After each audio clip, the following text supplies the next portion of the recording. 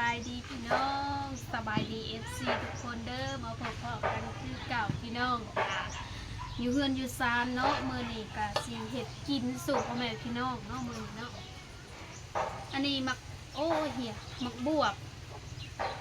แล้วก็บางมะละนะพี่น้องมะละขี้นกอีแม่เพิ่นซื้อมาแต่ตลาดเนาะซื้อมาใส่แกงหน่อไม้เมื่อนี่กับพาเพิ่นไปคลินิกพี่น้องเลยมาพาไปคลินิกไปกวดแล้วเจ็บหัวนี่เจ็บงอดเจ็บโอ้ยสิว่าอะไรนะเบาหวานก็ขึ้นอีกอึดแต่แนวเป็นดอกคันได้เป็นแล้วก็เฮ็ดอะไรหมอก็จัดยาให้กินมักบวบนี่ก็กล้อง3 หมาก 10,000ข่าวคลองแพงนะชูมือนะเพิ่นซื้อมักสไลด์มาใส่แกงหน่อไม้ก็เพิ่นอยากกินคมๆนะพี่น้องให้เบาหวานเพิ่นลดมาแล้วก็ไปปีนเอาหน่อไม้มาต้มสิแกงกินคิดอยากลายมือเลย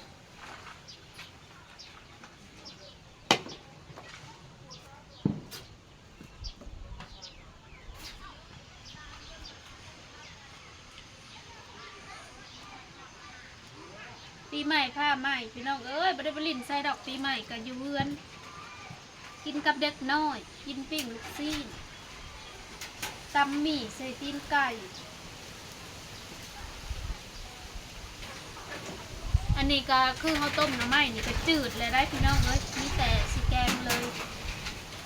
ถ้ากันแหวซื้อเครื่องแกงมาแต่คลินิกแล้วก็มักบวบของเราก็ได้หลายเติบบอกเพิ่นว่าเอาเฮ็ดแห้งน้ำเด้อเฮ็ดกระแตนนะมาหอเทือนแล้วบ่เห็นเฮ็ดอันไม่ค่าก็ได้แต่มักบวบกับผักกระโดมนี่ตามข้าวเบื่อก่อนเด้อพี่น้องบัดนี้สิลงมือแกงแล้วตอนนี้ก็สิเข้าบ่ายโมงแล้วแหละหิวข้าวแล้ว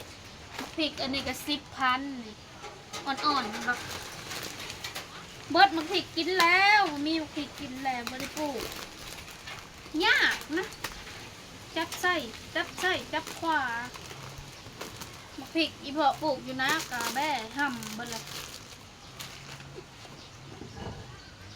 แบะกะข่วง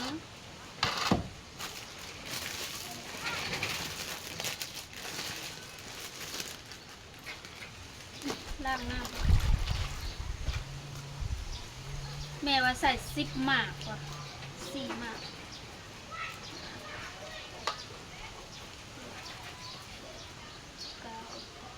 9 10ถ้ามันบ่เวทก็ใส่หมักรอนะมันเพราะว่ามักเพชรมันอ่อนได้พี่น้องอันนี้เบิ่งขอซีมก่อนเพชรแต่เพชรบ่แห้งปานใดเพราะว่ามักเพชรอ่อนพอละเดี๋ยวตำเขาอ้าวเด็ดหลายเลย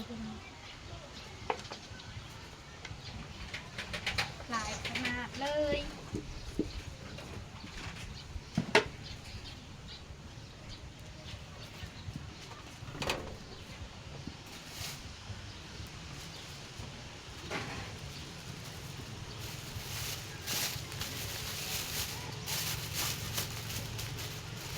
ส่วนอันนี้คือน้ำยานางที่ซื้อมา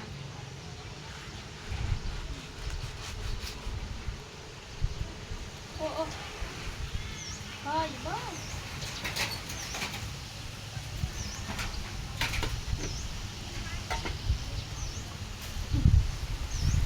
มื่อนี้มาเป็นแม่ครัวจ้า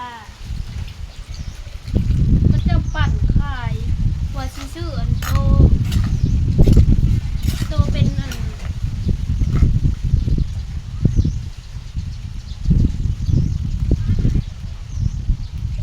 ตัวเป็นใบนะบ่มีพี่น้องมีโตกระปั่นข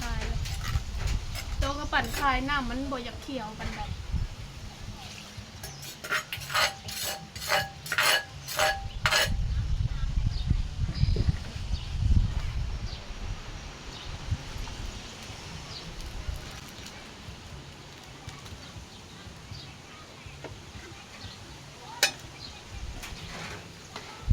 ย่านอันผู้คนบ่เผ็ดนะใส่บักรอลงไปก่อน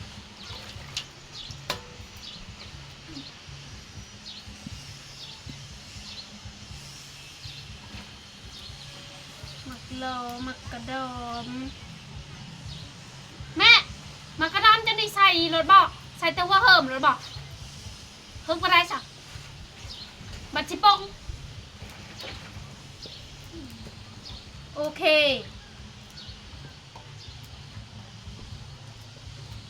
บ้านเคยเอิ้นหมักกระดอมเลยพี่น้องเลยหมักกระดอมหมักหะ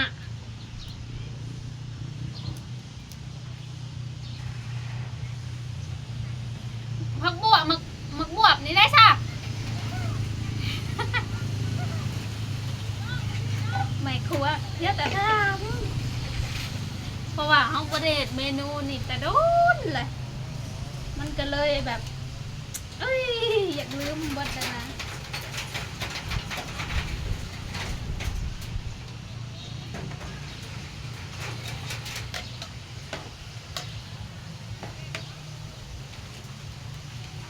โอ้ใส่ประเดชก่อนค่ะ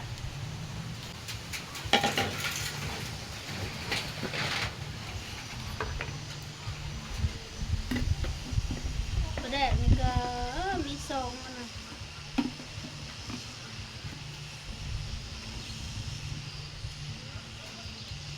มีทรงกระปุก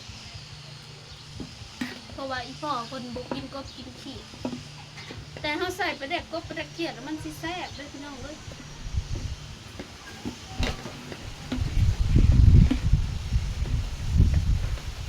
มันแซ่บกว่าประเดชป่า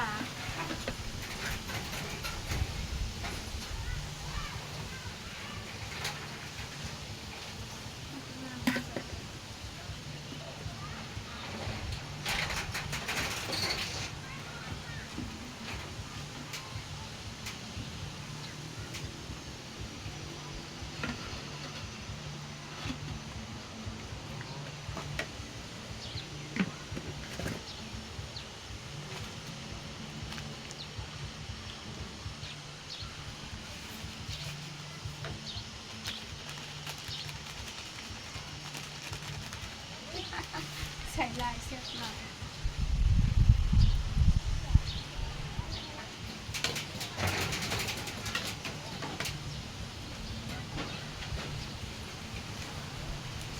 น้ำตาล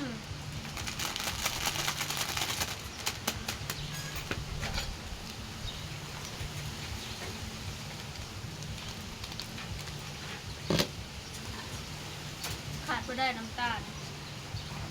ใส่พอได้ความนัวซื่อๆดอกโอ้ลงลายเนี่ย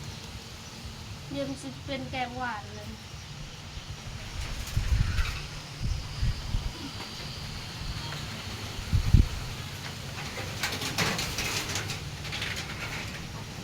ตอนนี้เครื่องปรุงห้ากันแล้วเป็นทีเรียบร้อยเลยพี่น้องมีแต่